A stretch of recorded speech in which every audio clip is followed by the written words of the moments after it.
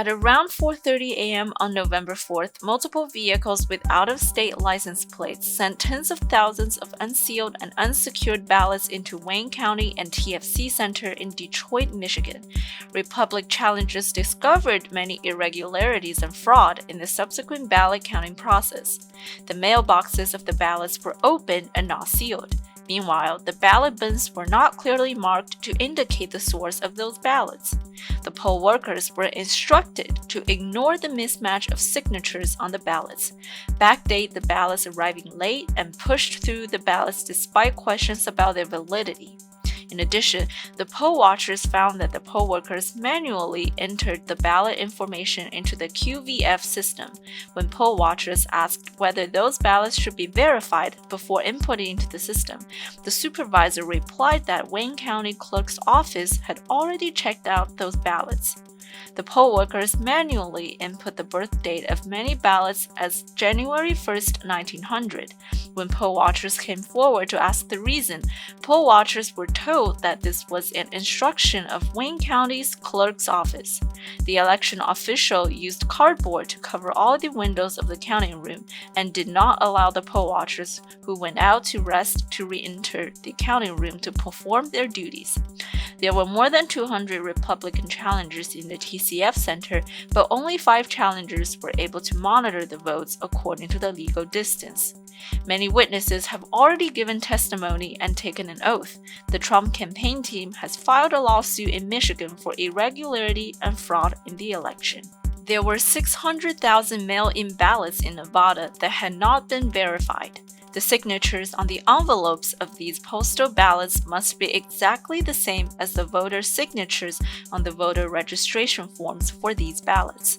The lawyer said that Republican challengers did not see the verification of signatures between ballot envelopes and voter registration forms, not even one. This is equivalent to nearly half of Nevada's ballots as questionable votes.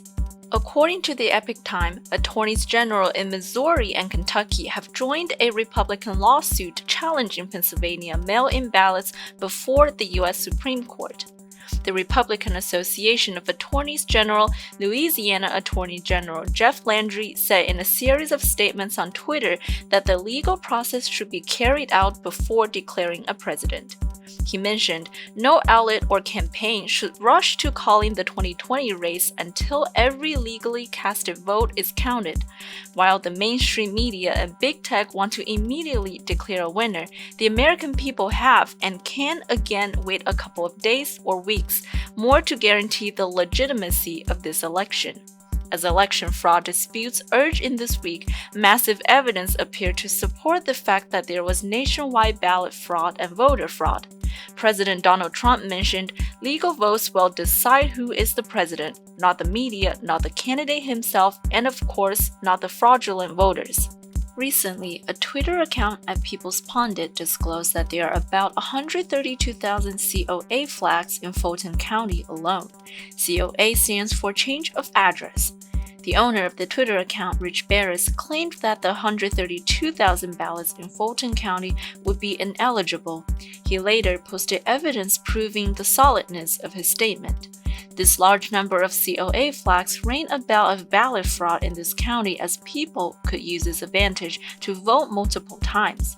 According to the Gateway Pundit, the ballots difference between Trump and Biden was 10,000.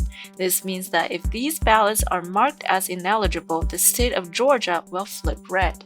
According to a Twitter account at Rickland, there are 80 electoral votes across 7 states in dispute. Here is a summary of the situation.